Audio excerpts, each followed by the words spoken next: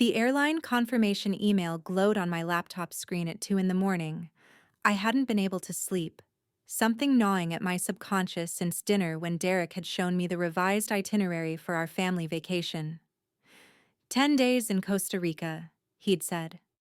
Educational for the kids, romantic for us. A celebration of 15 years together. Before we jump back in, tell us where you're tuning in from, and if this story touches you, make sure you're subscribed, because tomorrow I've saved something extra special for you. Except the email I was staring at told a completely different story. One ticket, business class to Miami, departing 3 days before our supposed family departure date. Passenger name, Derek Sullivan, my husband. I sat frozen in our home office, the blue light washing over my face as rain pelted against the window. The house was silent except for the rhythmic breathing of our 2 children sleeping upstairs. Emma, 12, Lucas, 9. Both excitedly packing their swimsuits and snorkels for a trip that apparently wasn't happening. My hands trembled as I scrolled through Derek's inbox. I hadn't meant to snoop. I'd only opened his laptop to print Lucas's permission slip for his field trip, and there it was, his email still logged in, the confirmation sitting right at the top of his inbox like a neon sign screaming betrayal. But it wasn't just the one ticket. As I dug deeper, my stomach churning with each click, I found hotel reservations, the Delano South Beach, premium ocean view suite, check-in date matching his flight.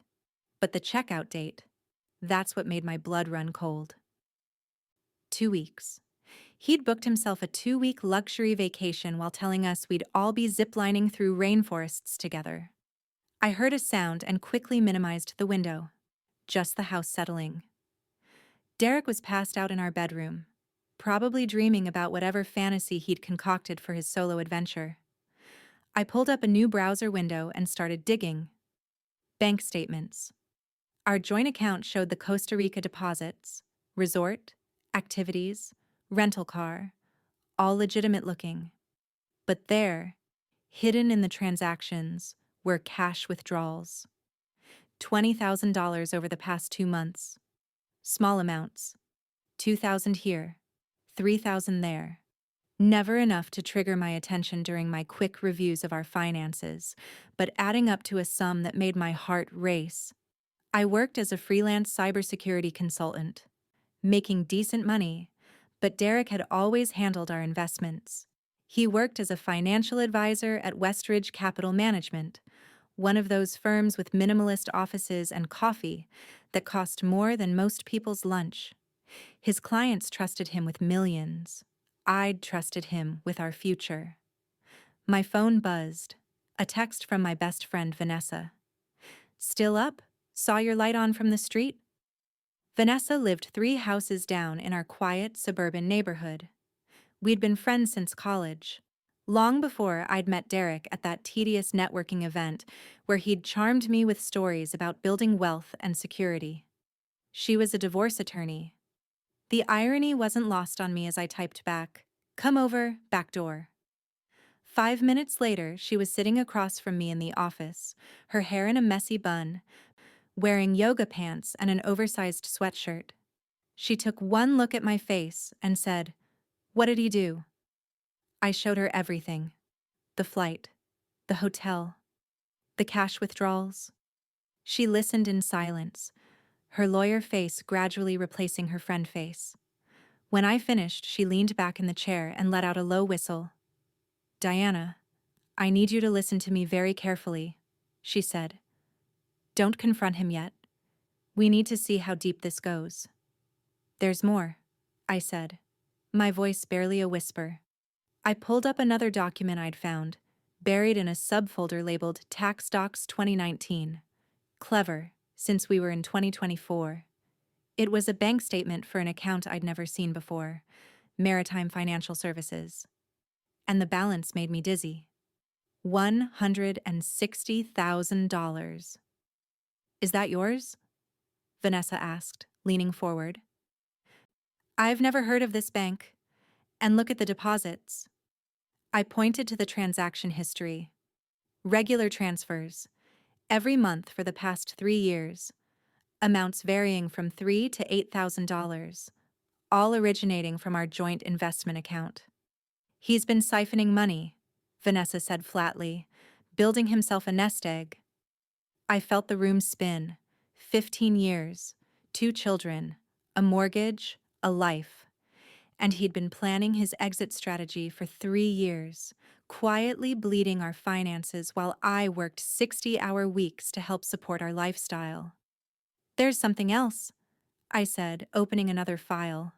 This one was a real estate listing, a waterfront condo in Fort Lauderdale, 2 bedrooms, sleek modern design, views of yachts and palm trees, and in the saved documents folder, a purchase agreement dated 2 months ago.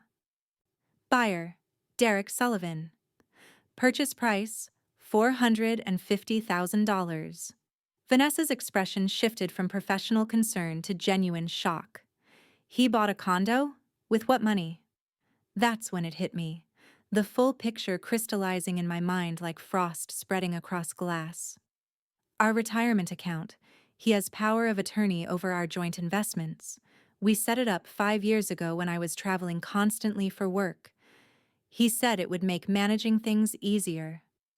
I logged into our retirement portal, hands shaking so badly I mistyped the password twice. When the page finally loaded, I had to read the balance 3 times before it registered. $47,000. There should have been over $300,000. Years of careful saving, my inheritance from my grandmother, the proceeds from selling my first startup.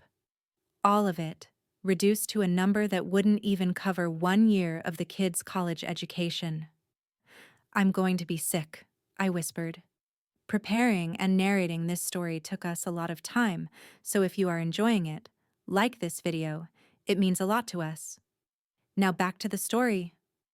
Vanessa grabbed my hand. Breathe. We're going to fix this, but first, we need evidence. All of it. Everything you can find. And Diana, we need to move fast. If he's planning to leave in 3 days, we have 72 hours to protect yourself and your kids. The next 3 days were a masterclass in deception. I smiled at Derek over breakfast while secretly photographing documents. I discussed packing lists with the kids while transferring the remaining joint account funds to a new account in my name. I laughed at Derek's jokes about our upcoming adventure while my divorce attorney wife friend began filing emergency motions. Derek had no idea he was living with a woman who'd built her career on finding digital vulnerabilities. Every password he'd ever used, I cracked. Every hidden file, I copied. Every secret account, I traced. What I found made the initial discoveries look like minor infractions. The Miami trip wasn't for relaxation. It was a rendezvous with someone named Brittany Chen, a 28-year-old sales representative from his firm. Their text messages went back 18 months, filled with promises and plans. The Fort Lauderdale condo was for her, a love nest purchased with my money, my inheritance, my future. But here's where Derek had made his critical mistake. In his arrogance, in his certainty that his technologically challenged wife would never think to dig deeper, he'd documented everything. Spreadsheets detailing his asset liquidation strategy. Email chains with a different attorney about separation agreements designed to minimize his obligations. Text messages with Brittany about their new life together, child-free and wealthy. He'd even written himself notes. A document titled Exit Strategy that laid out his plan in clinical detail. Drain the retirement accounts gradually, build the separate nest egg, purchase the Florida property. Time the revelation for maximum advantage, right after our family vacation that would never happen, giving him justification for leaving an ungrateful wife who couldn't even appreciate his efforts. The family trip was the final act of cruelty. He planned to cancel it at the last minute, blame some work emergency, then use our disappointment and my anger as his excuse to leave. He'd be the victim. The hard-working man whose family didn't understand him. Meanwhile, he'd be in Miami with Brittany, toasting to their future with champagne purchased with my grandmother's money. On the morning of his scheduled departure, still 3 days before our family trip was supposed to begin, I woke early. Derek was already up, unusually chipper as he moved around the bedroom. "Big presentation today," he said, kissing my forehead with the practiced ease of a man who'd been lying for years. "Might run late. Don't wait up." I smiled my wife's smile, the one I'd perfected over 15 years. "Good luck, honey. I love you." "Love you too." The moment his car pulled out of the driveway, I made my first call. Not to Vanessa, though she was already on standby. Not to a lawyer, though those papers were drawn up and ready. No, my first call was to someone Derek had underestimated even more than me. "Westridge Capital Management, how may I direct your call?" "Gerald Morrison, please. Tell him Diana Sullivan is calling about some irregularities in my husband's client accounts." Gerald Morrison was the senior managing partner at Derek's firm, a man who'd built his reputation on ethical financial management, a man who had zero tolerance for advisors who mismanaged client funds. And based on what I'd found in Derek's files, Derek hadn't just stolen from me.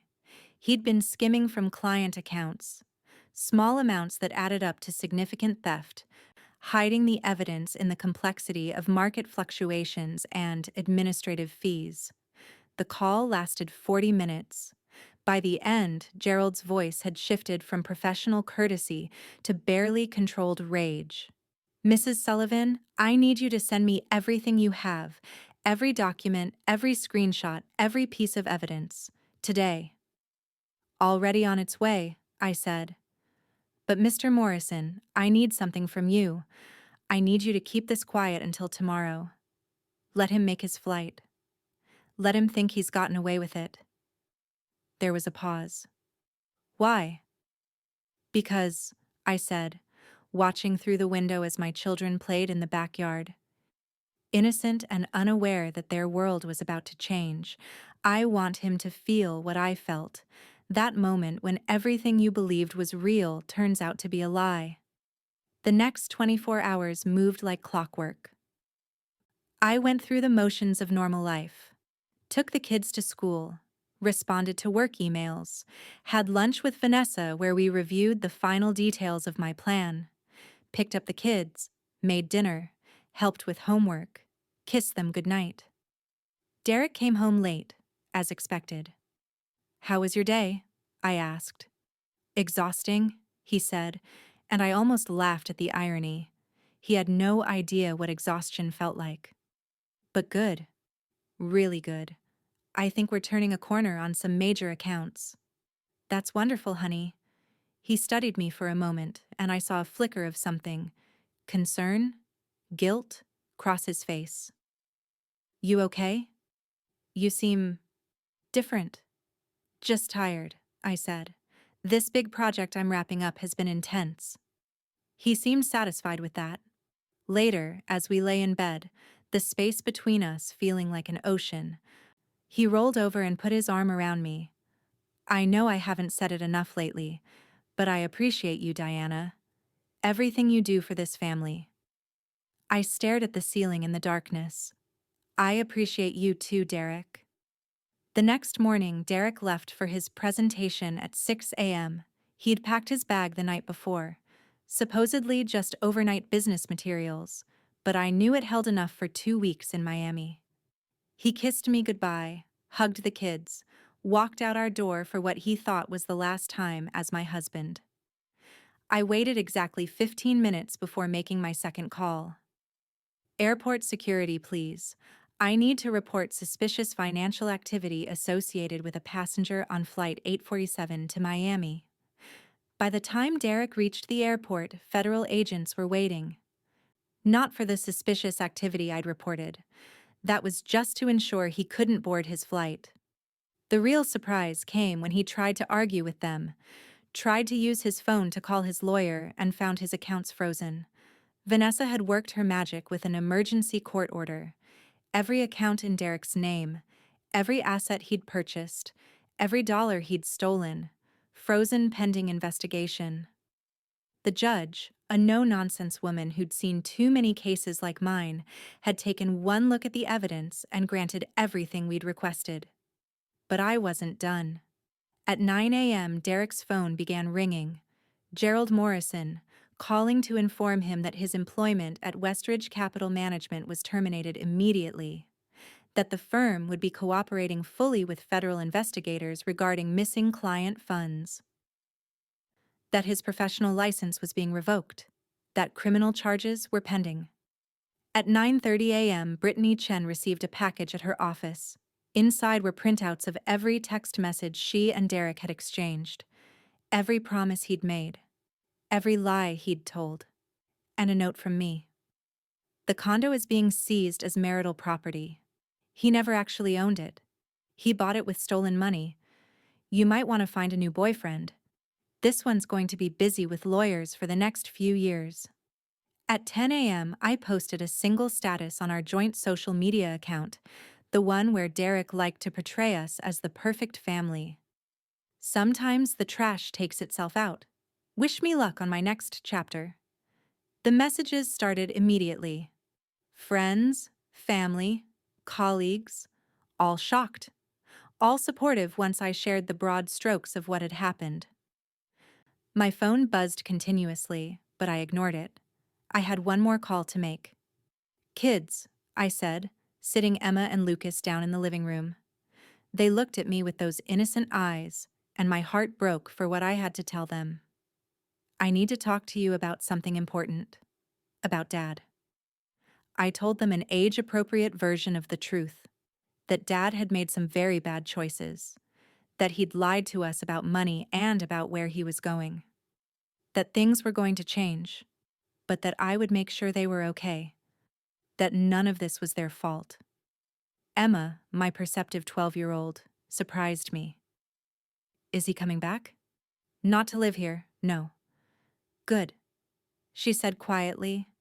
He's been mean to you, Mom. I noticed. He thinks we don't see it, but we do. Lucas, younger and less guarded, just climbed into my lap and hugged me. Are we still going on vacation? I looked at my babies, thought about the retirement account sitting at $47,000, the frozen assets that would take months or years to untangle in court, and the uncertain future stretching ahead. Not the one Dad planned, buddy, but I promise you, we're going to be okay. Better than okay. That night, after the kids were asleep, I sat in my office and stared at the financial wreckage of my marriage. The spreadsheets told a brutal story. Between the stolen retirement funds, the cash withdrawals, the fraudulent condo purchase, and the legal fees that were coming, I was looking at a loss of over $100,000. Maybe more once all the accounting was complete. A decade and a half of my life, 2 children, a 6-figure financial hit. I should have been devastated. Instead, I felt something else entirely, something that scared me with its intensity. Relief. For years, I'd felt like something was wrong but couldn't name it. The way Derek dismissed my career achievements, the way he controlled our finances under the guise of expertise, the way he made me feel small and grateful for his attention. I'd convinced myself it was normal marriage stuff. Compromise. Partnership. It was neither. Vanessa came over around midnight, letting herself in with the key I'd given her years ago. She found me at my desk, surrounded by documents and empty coffee cups. How are you holding up? I just lost $100,000, my marriage, and my kids' sense of security, I said. I should be falling apart. But you're not. But I'm not. I turned to face her. Is that wrong? Am I in shock or something? She sat on the edge of the desk. Diana, you've been in shock for 3 years. Ever since he started stealing from you. You just didn't know it. What you're feeling now? That's clarity. What do I do with clarity? Whatever you want, she said. That's the point. For the first time in 15 years, you get to decide what your life looks like without someone slowly draining it away. I looked at my laptop screen, at the financial software I used to track my consulting business. My income had been steadily growing over the past 2 years as I'd taken on more complex, higher-paying clients. Income that Derek had convinced me to funnel into our joint investments. Investments he'd been systematically emptying. How much of my business money did he take? Vanessa pulled out her tablet. She'd done the math, lawyer that she was. Based on your tax returns and the deposit records, approximately 62% of your gross income over the past 3 years went into accounts he controlled. That's about $200,000 of your earnings. The number hit me like a physical blow. $200,000. I earned that. I worked for that. And he stole it. But Diana, here's the thing. You earned it once. You can earn it again. Except this time, you keep it all. I pulled up my client list. 17 active contracts, 6 pending proposals, and a reputation in cybersecurity that was apparently better than I'd realized. One of my recent clients had specifically sought me out after I'd discovered a critical vulnerability in their system that could have cost them millions. What if I didn't just rebuild? I said slowly. An idea forming. What if I actually built something bigger? What are you thinking? I opened a new document and started typing. Derek always said I should be grateful for his financial advice. That my little consulting gig was nice but not serious money. What if he was wrong? What if the only thing holding me back was him? Over the next 3 hours, Vanessa and I mapped out a plan. Not just for surviving the divorce, not just for recovering financially, but for actually building the life I'd been too afraid to imagine when I was busy being the grateful wife. I would convert my consulting practice into a full security firm, not just me working solo, but a team. I'd been turning down contracts for years because I didn't have the bandwidth. What if I hired that bandwidth? What if the overhead Derek always warned me against was actually an investment? You'll need capital, Vanessa said. I have 17 active clients and a spotless reputation. I can get a business loan. You'll need office space. I'll start with remote workers and a small office. Scale as we grow. You'll need time. Time you don't have while dealing with a divorce and raising 2 kids. I smiled. That's why I'm hiring a team, and Derek's about to discover that the prenup he insisted on, the one that was supposed to protect his assets, actually works both ways. My business is mine. My future income is mine. And since he's about to be convicted of embezzlement, his earning potential is approximately 0. I'm not asking for spousal support. I just want what he stole returned, and I want full custody. He'll fight it. Let him.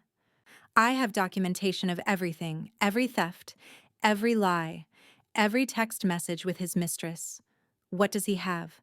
A frozen bank account and a criminal investigation. As the sun rose over our quiet suburban neighborhood, I felt something shift inside me. The woman who'd been carefully managing everyone's expectations, who'd made herself smaller to fit into Derek's vision of a proper wife, began to fade away. In her place stood someone harder, clearer, more focused.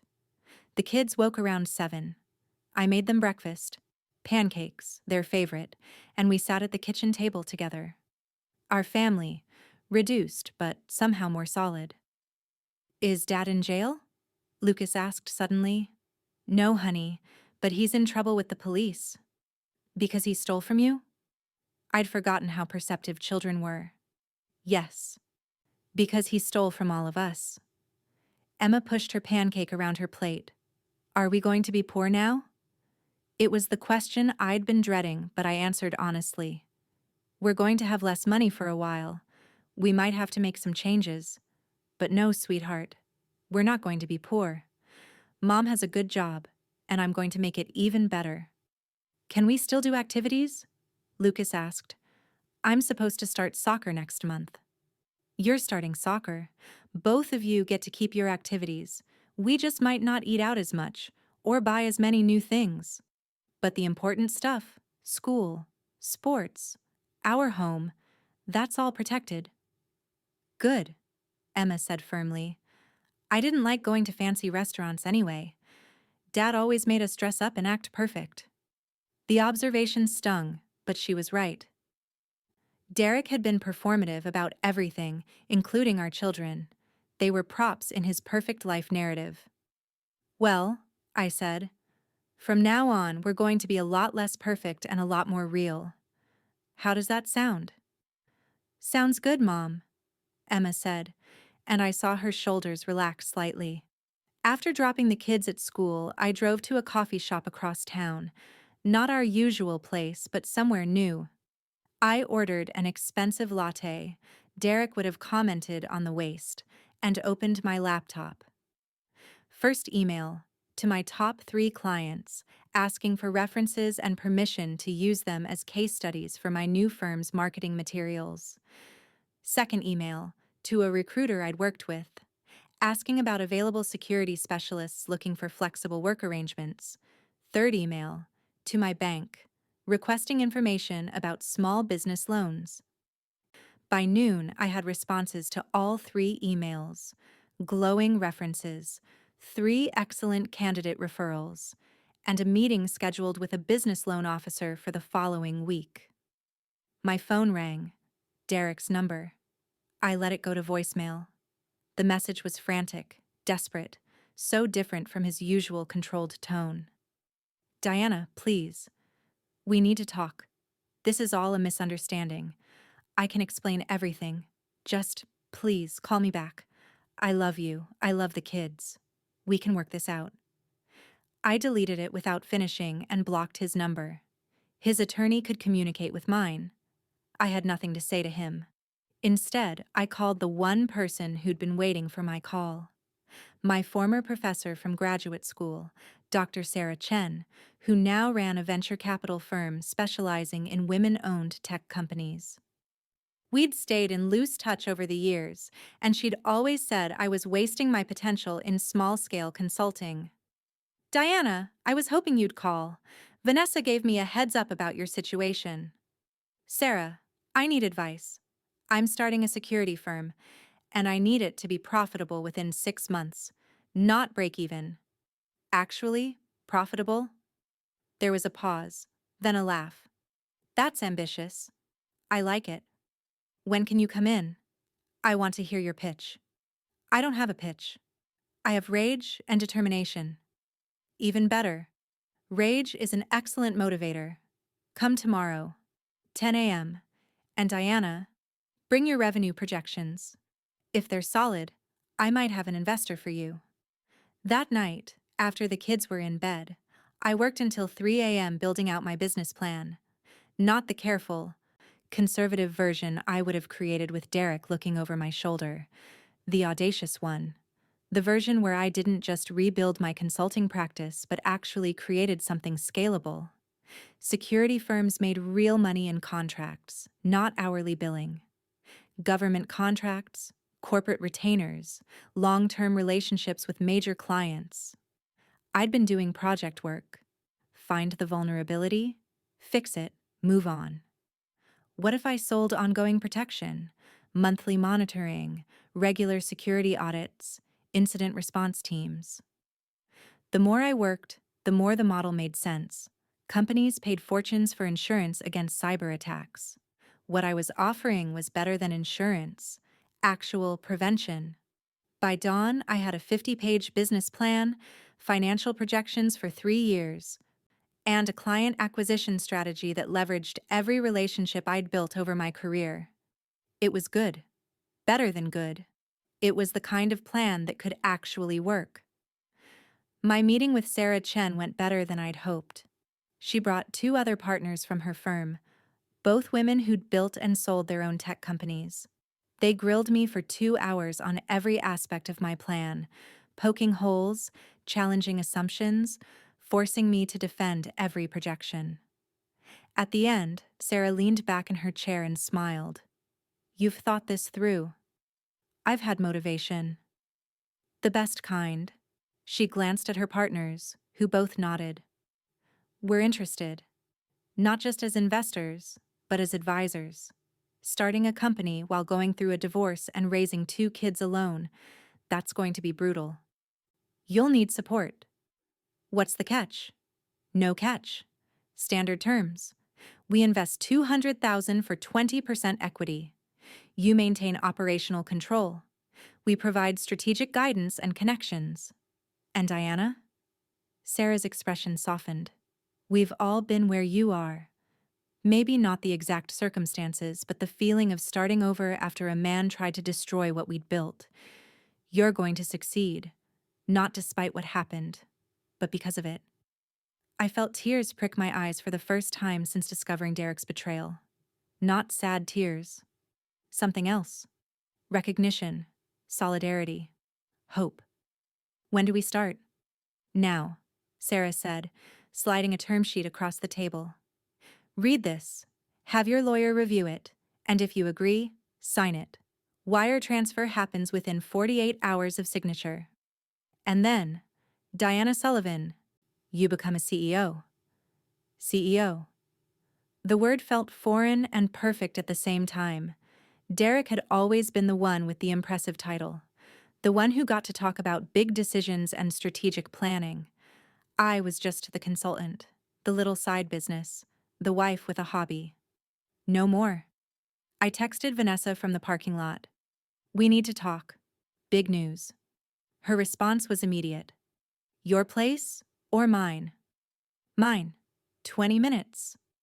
When I walked through my front door, my door, in my house, that I would fight to keep, I felt different. The space looked the same. Family photos on the walls, toys scattered in the corner, the coffee cup Derek had left on the counter that morning 3 days ago before his world imploded. But I saw it differently now. This wasn't the house Derek had provided. The mortgage payments came from my account, too. The furniture we'd bought together, with money I'd earned, even his precious home office, with its expensive desk and leather chair, purchased with funds from our joint account, which meant purchased with my labor as much as his. I'd been living in my own house, helping to fund my own life, while giving someone else credit for providing it. The realization was infuriating and liberating in equal measure. Vanessa arrived with wine and Chinese takeout. Comfort food, she announced. Now tell me everything. I showed her the term sheet, explained the meeting, walked her through the financial projections. She listened, occasionally asking questions, but mostly just letting me talk. When I finished, she topped off both our glasses. Diana, this is going to change everything. You know that, right? Not just your finances. Your whole life. Good. My whole life needs changing. The kids will adjust. They're resilient. And honestly, I think seeing their mom build something, succeed on her own terms, stand up after being knocked down, that's a better lesson than watching me pretend everything was fine in a broken marriage. She raised her glass. To new beginnings. To taking back what's mine. We clinked glasses, and I took a sip of wine that tasted like possibility. Tomorrow, I'd sign the term sheet. Next week, I'd file for divorce officially. Vanessa had been waiting for my green light. The week after, I'd start hiring my team. And in 6 months, if everything went according to plan, I'd be running a profitable security firm while Derek tried to rebuild his shattered life from whatever he salvaged after the criminal investigation. The thought should have given me more satisfaction than it did. Instead, I mostly felt tired. Tired of anger. Tired of betrayal. Tired of looking backward at what had been stolen instead of forward at what I could build. You're doing that thing, Vanessa said. What thing? That thing where you're being too mature and evolved about all this. It's okay to be angry, Diana. It's okay to want him to suffer. I am angry. I'm furious. But Vanessa, if I spend all my energy being angry at Derek, he still wins. He still takes up space in my life. In my head, I want him gone, actually gone, and the best revenge isn't making him suffer. It's succeeding so completely that his opinion of me becomes irrelevant. She studied me for a long moment. You've changed. In 3 days, you've changed. No, I said slowly. I think I've just finally become who I always was. Derek spent 15 years trying to convince me I was less than I am. Smaller. Less capable. I believed him because it was easier than fighting. But I'm done believing his lies. My phone buzzed. Emma texting from her friend's house where she was spending the night. Mom, are you okay? Really okay? I typed back. Really okay, sweetheart. Better than okay. I love you. Love you too. You're really brave. Brave. I didn't feel brave. I felt like someone who'd finally woken up from a long, confusing dream where nothing made sense. The real world was harsh and complicated, but at least it was real. Vanessa left around 10, and I found myself alone in the quiet house. Just me and Lucas, who was asleep upstairs with his nightlight on and his stuffed dinosaur clutched to his chest. I stood in the doorway of his room, watching him sleep, thinking about the life I was about to give him. It wouldn't be the life Derek had planned. No fancy vacations funded by embezzled money. No false image of perfection. But it would be honest, real, built on actual work instead of theft and lies. That had to count for something. I went to my office and opened my laptop one more time. The term sheet from Sarah's firm was in my email, waiting for my signature. $200,000 in exchange for 20% of a company that didn't exist yet. A company that existed only in my projections and determination. I clicked the signature button and typed my name, Diana Marie Sullivan. Submit. The email whooshed away into the digital ether. No fanfare, no celebration, just a quiet click that changed everything. I pulled up a blank document and started typing. Not a business plan this time. A letter to my children, to be opened when they were older, when they could understand the full complexity of what had happened and why I'd made the choices I made. Dear Emma and Lucas, I wrote, by the time you read this, you'll be old enough to understand that sometimes the worst things that happen to us become the doorways to our best lives. Your father's betrayal devastated me. The financial loss hurt. The broken trust hurt more. But losing $100,000 taught me something valuable. I'd been undervaluing myself by far more than that for years. Money can be earned again, but self-respect, once lost, is harder to recover. I hope by the time you read this, you'll have watched me build a life that reflects my actual worth.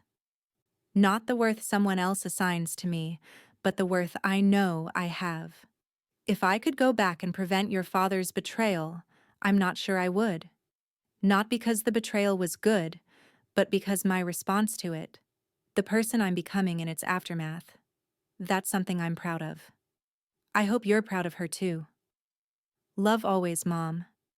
I saved the document, encrypted it, and set a reminder to give it to them on their 18th birthdays.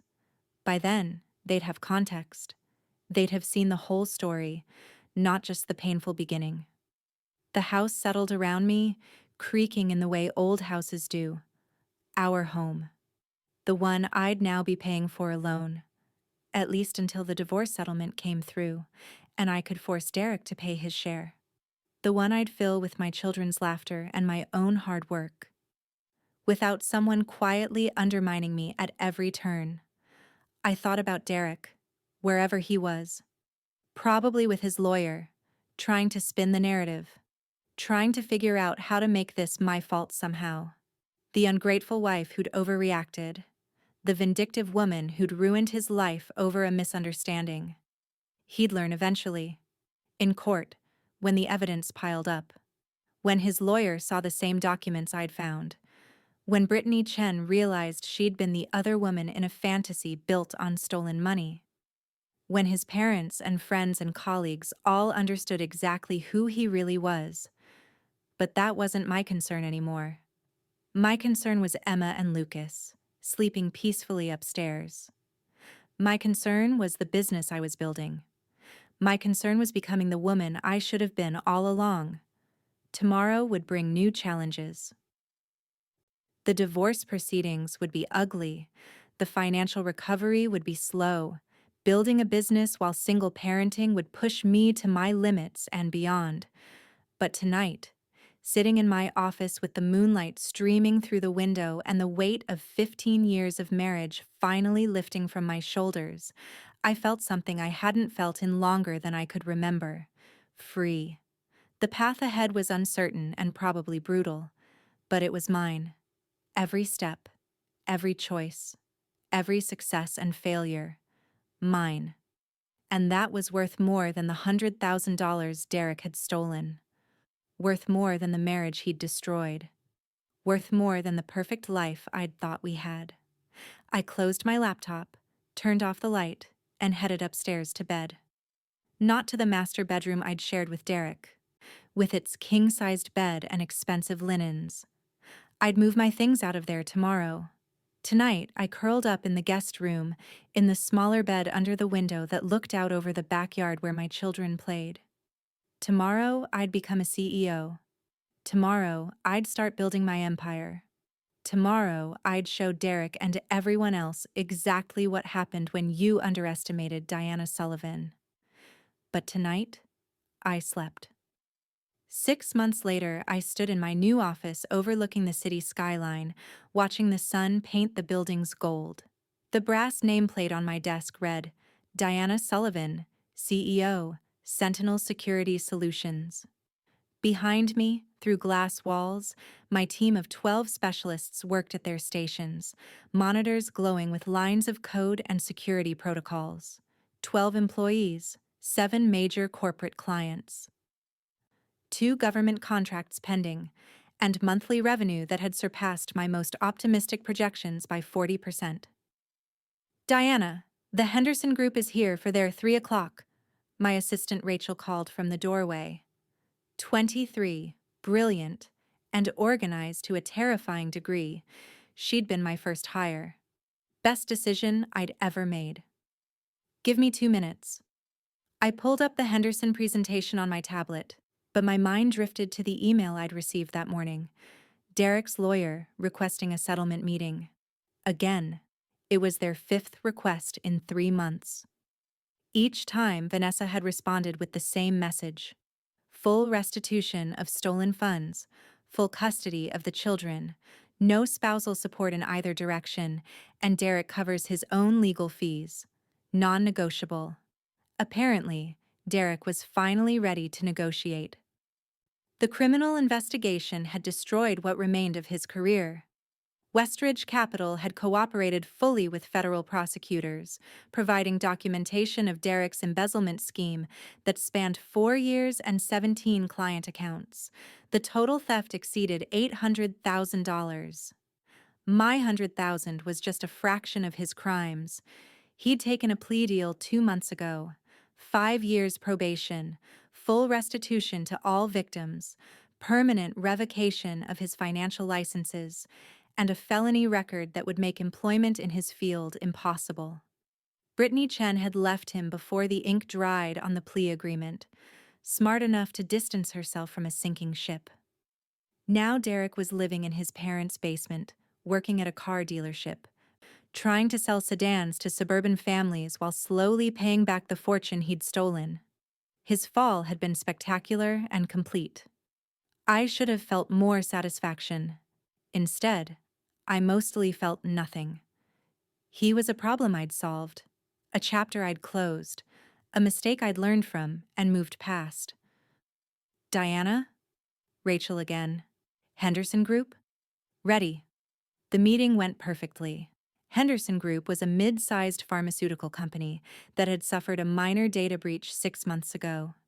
Nothing catastrophic, but enough to terrify their board into taking security seriously. They wanted a full security overhaul, ongoing monitoring, and quarterly audits. My proposal outlined a comprehensive 18-month plan that would cost them $500,000.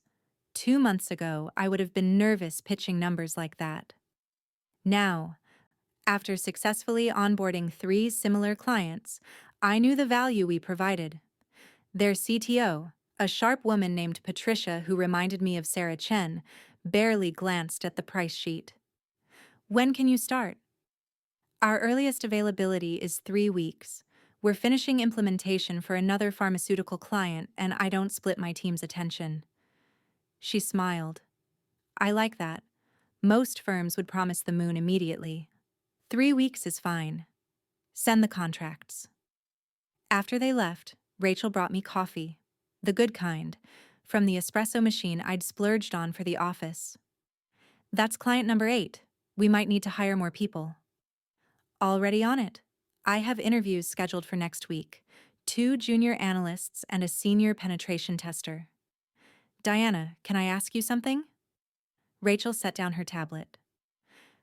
How did you do this?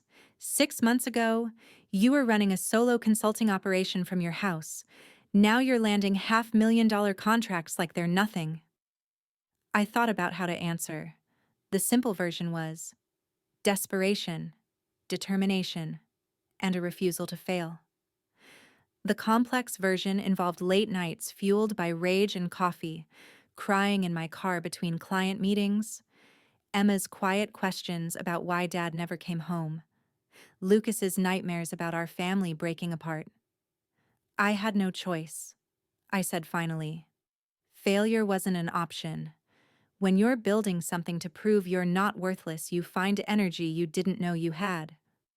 For what it's worth, I don't think you were ever worthless. Neither do I. Not anymore. That evening, I left the office at 6, early by recent standards. Emma had a volleyball game, and I'd promised I'd be there. She'd made the school team, surprising everyone, including herself. Lucas was trying out for a traveling soccer team next week. Both kids had adjusted better than I'd feared.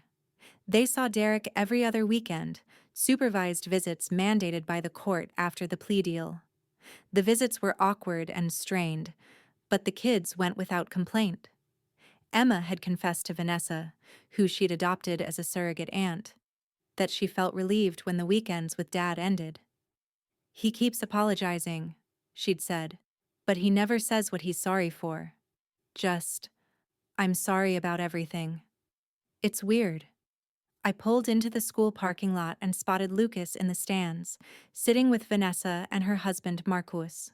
They'd become unexpected co-parents in this new configuration of my life, showing up for games and recitals, providing the support system I'd thought I lost when my marriage ended. Emma spotted me and waved, her face breaking into a grin. She served an ace, and the crowd erupted. I cheered so loudly my throat hurt, feeling something crack open in my chest. Pride, joy. The simple pleasure of watching my daughter succeed at something that had nothing to do with my drama or Derek's crimes. After the game, which Emma's team won, we went for pizza. Not fancy pizza at some trendy restaurant. The local place with sticky tables and arcade games, where Lucas could blow $5 trying to win a stuffed animal, and Emma could gossip with her teammates. Mom, can I ask you something? Emma said, spinning her straw in her soda. Always. Are you happy now? Like, actually, happy? The question caught me off guard. I thought about my answer carefully. I'm happier than I was. Still figuring some things out, but yeah, sweetheart, I'm happy. Good. Because you smile more now. Even when you're tired, you smile real smiles. With Dad, you smiled the fake way. Out of the mouths of children. I didn't know you could tell the difference. Mom, I'm 12. I notice everything. She paused. Plus, you bought me the expensive volleyball shoes without even checking the price. Old Mom would have lectured about budget and responsibility first. I laughed. I'm still concerned about budget and responsibility, but we're doing okay financially. Better than okay, actually. So yeah, you get the good shoes. Is your company really successful? It is. Very successful. Are we rich now? Lucas perked up at that, abandoning his pizza. Are we rich, Mom? We're comfortable, I said carefully. We have enough money for what we need and some of what we want. We're not struggling anymore. But are we like, mansion rich? Lucas pressed. No mansion, but... I pulled out my phone and showed them photos I'd taken that morning. I did look at a new house, bigger than our current one, pool in the backyard, close to both of your schools. Emma's eyes widened. Seriously? We could move? If you want to. I know you both have friends in the neighborhood. I wouldn't move us without you being okay with it. They looked at each other, having one of those silent sibling conversations that required no words. Finally, Emma spoke. Can we get a dog? In the new house? With the pool and the bigger backyard? Yes. Then yes. We can get a dog. The squeals were loud enough to draw attention from other tables. I didn't care. For 6 months, I'd been so focused on survival, on building the business, on managing the divorce and the trauma and the endless logistics of single parenthood. I'd forgotten to ask if we could be happy, not just okay. Actually, happy. Apparently, we could. The settlement meeting happened on a Tuesday morning in Vanessa's conference room. Derek arrived with his lawyer, a tired-looking man named Gerald, who clearly wanted this case over with. Derek looked smaller than I remembered, thinner. His expensive suits had been replaced with ill-fitting, off-the-rack clothes. His confident swagger was gone, replaced by hunched shoulders and darting eyes that couldn't meet mine. Thank you all for coming, Gerald began. My client is prepared to accept the terms outlined in your previous correspondence. Full restitution of the $100,000 taken from the joint retirement account to be paid via a structured settlement over 5 years. Full custody to Mrs. Sullivan with supervised visitation rights for Mr. Sullivan. No spousal support? Mr. Sullivan covers his own legal fees. Vanessa looked at me. I nodded. We accept, she said. Draft the agreement. Derek finally looked up. Diana, can we talk? Just for a minute? No, I said simply. Please. I need to explain. There's nothing to explain, Derek. You stole from me. You lied to me. You plan to abandon your children. The court has decided your consequences. We're here to formalize the divorce, not to have a therapy session. I made mistakes. You committed crimes. I kept my voice level, professional.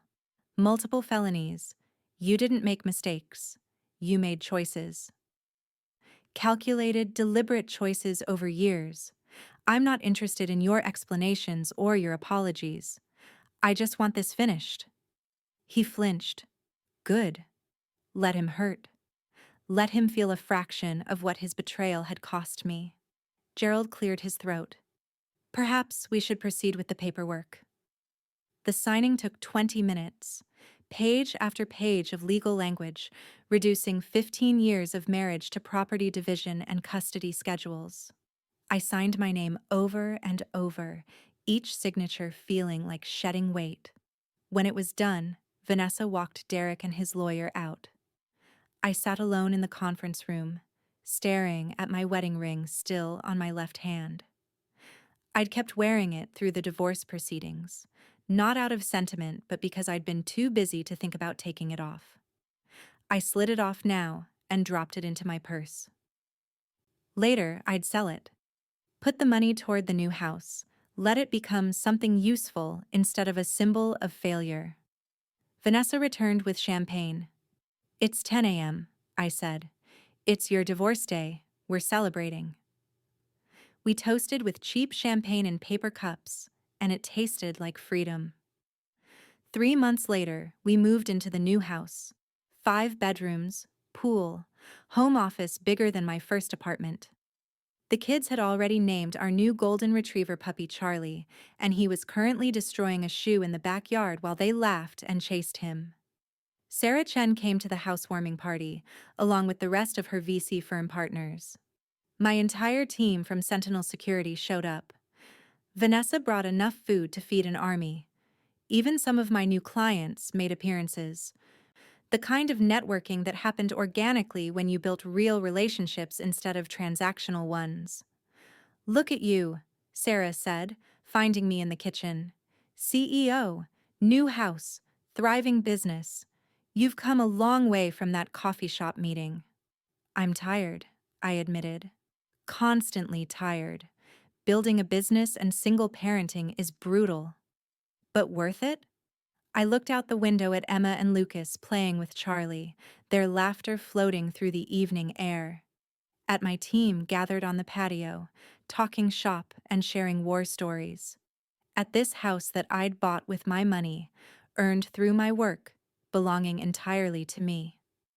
"Worth it," I confirmed. "We've been talking," Sarah said. "The partners and I. Your growth trajectory is exceptional. You're hitting every milestone ahead of schedule. We'd like to discuss expanding our investment." "What kind of expansion?" "The kind that takes you from regional player to national presence. We're talking serious capital. 2 million, maybe 3. Opening offices in multiple cities. Growing your team to 50, then 100.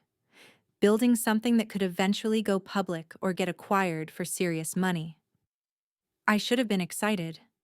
Instead, I felt a flutter of anxiety. "That's a lot of growth. Very fast." "It is. And it's your choice.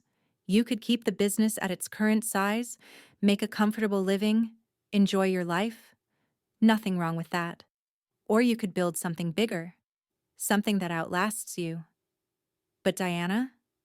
She touched my arm gently.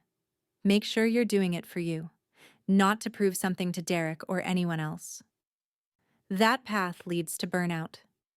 After the party ended and the kids were asleep, I sat in my new office, the one with the view of the backyard and the built-in bookshelves.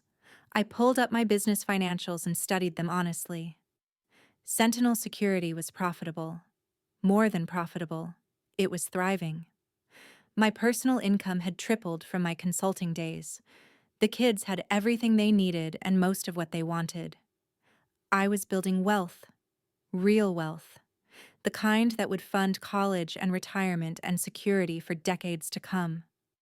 I'd proven my point. Succeeded despite Derek's attempts to hold me back. Built something valuable from the ashes of betrayal.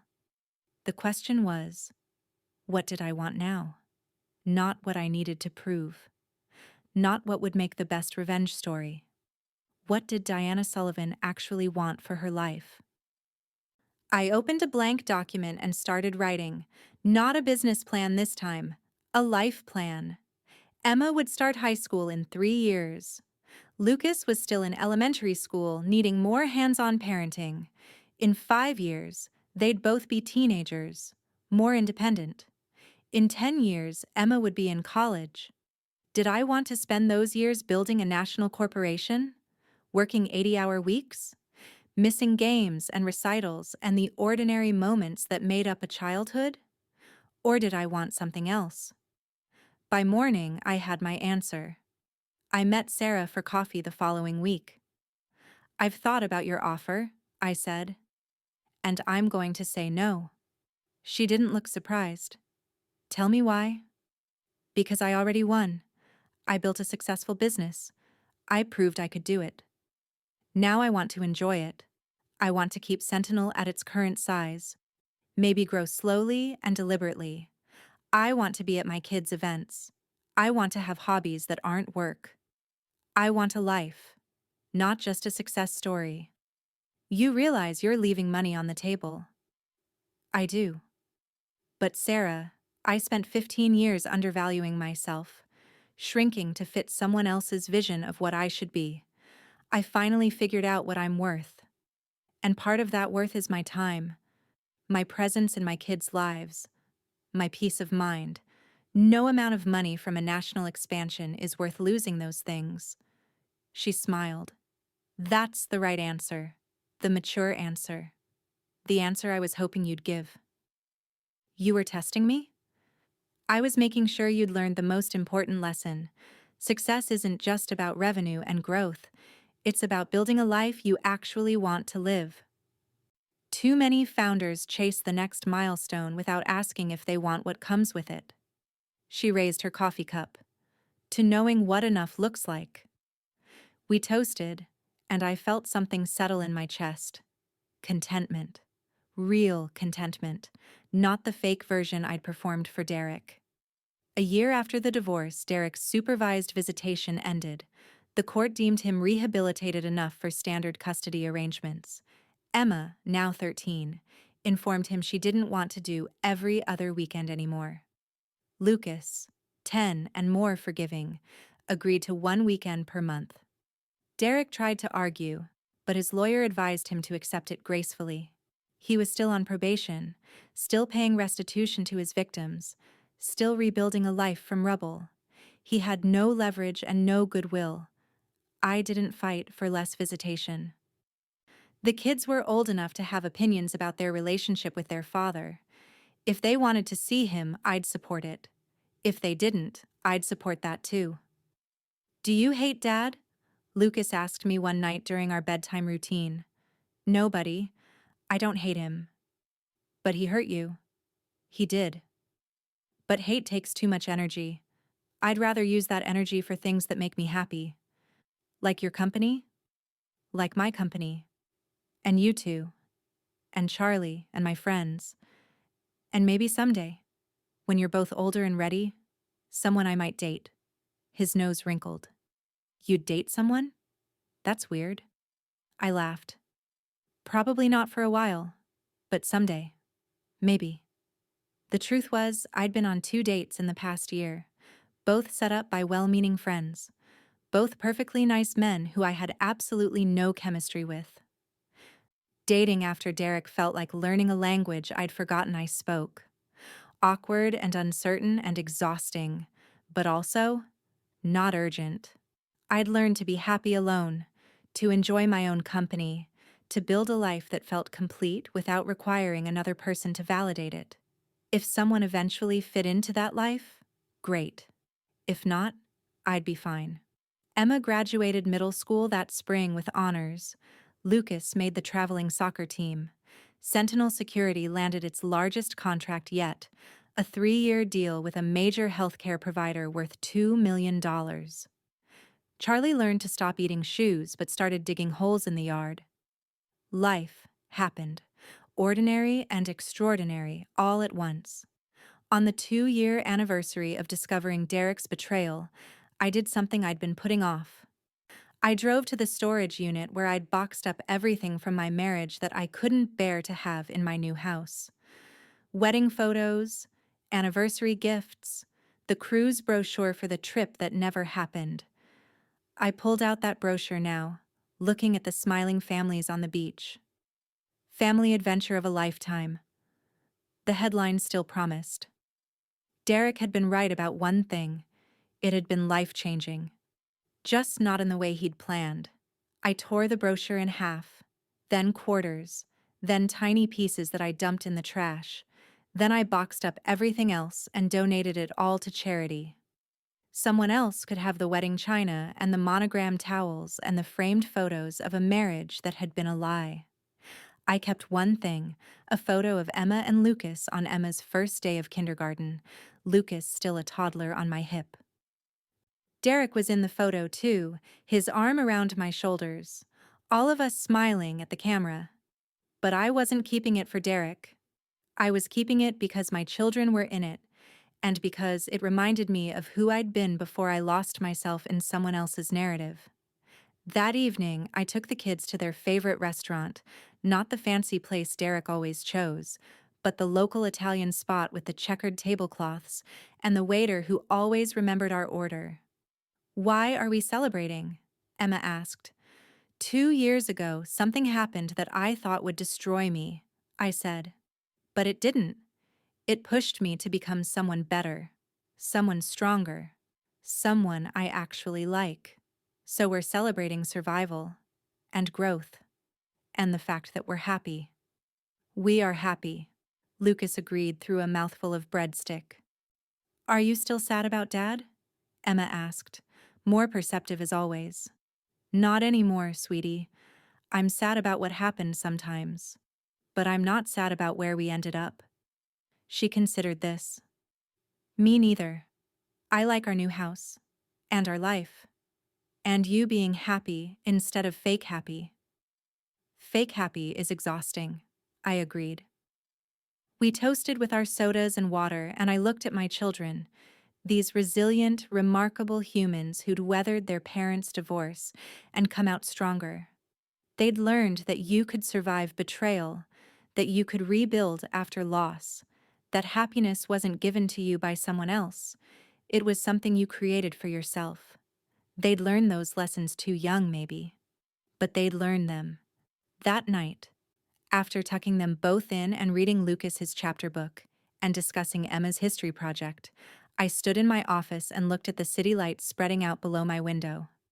2 years ago, I'd lost $100,000, a marriage, and the life I thought I wanted. In return, I'd gained a successful business, real independence, genuine happiness, and the knowledge that I was capable of more than I'd ever imagined. It wasn't a fair trade. Nothing about what Derek did was fair. But I'd taken his betrayal and transformed it into something valuable. I'd taken the worst thing that had happened to me and used it as fertilizer for growth. My phone buzzed. A text from Sarah. Drinks tomorrow? New potential client wants an introduction. Could be your biggest contract yet. I typed back. Only if we're done by 6. Lucas has a game. Done. You're training us well. I smiled and set down the phone. There would always be bigger contracts, greater opportunities, more money to be made.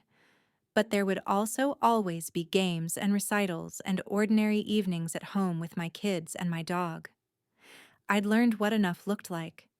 And this life I'd built from the wreckage of my marriage, this was enough. More than enough. It was everything. 3 years after the divorce, I received an unexpected email. Derek's address, subject line, amends. I almost deleted it without reading, but curiosity won. Diana, I know I don't deserve your attention or your forgiveness. This isn't about asking for either. My therapist suggested I write this as part of my recovery program. You don't have to respond. I just wanted you to know that I understand now what I did.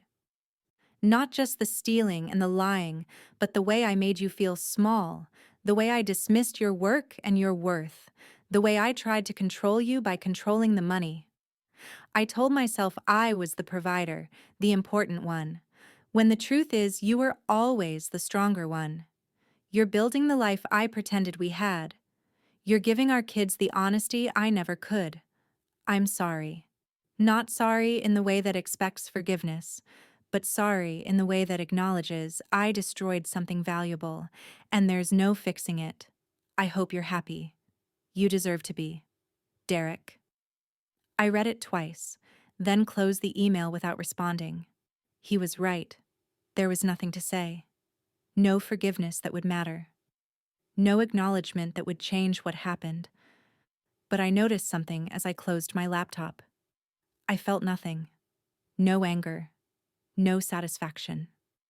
No pain.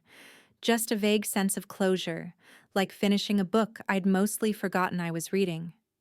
Derek had become irrelevant, not through effort or time or forgiveness, but through the simple act of building a life so full and satisfying that he no longer had space in it. That night, Emma asked if she could invite friends over for a pool party. Lucas wanted to know if we could get another dog, maybe a friend for Charlie. I had 3 client meetings scheduled for the next day, a team lunch on Wednesday, and a conference call with Sarah's firm about potentially taking on an advisor role for their portfolio companies. My life was full, complicated, imperfect, exhausting, real, and I wouldn't trade it for anything. Not the perfect marriage I thought I had. Not the secure future Derek promised. Not even for the $100,000 he'd stolen. Because that loss had taught me the most valuable lesson I'd ever learned. I was worth more than I'd let anyone tell me. worth more than Derek's approval, worth more than the safety of a fraudulent marriage, worth more than playing small to make someone else comfortable. I'd learned my worth, and I'd built a life that reflected it. That was worth everything. 5 years after discovering Derek's betrayal, Sentinel Security Solutions celebrated its highest revenue year yet. We'd grown to 23 employees, maintained our major clients, and developed a reputation as one of the most reliable security firms in the region. I still worked hard, but I also left the office by 6 most days. Still attended every game and recital. Still had dinner with my kids most nights. Still built a life instead of just a career. Emma was applying to colleges, brilliant and confident and completely herself. Lucas was thriving in middle school, making friends and goals and plans. Charlie had a brother now, a rescue dog named Max, who'd been abused by his previous owner and needed a home where people understood that broken things could heal. I understood that better than most. On the 5-year anniversary, I took myself to dinner. Not to our fancy Italian spot or a celebration with friends, but alone to a quiet restaurant overlooking the water. I ordered good wine and expensive food and sat watching the sunset paint the ocean in shades of gold. 5 years ago, I'd thought my life was ending.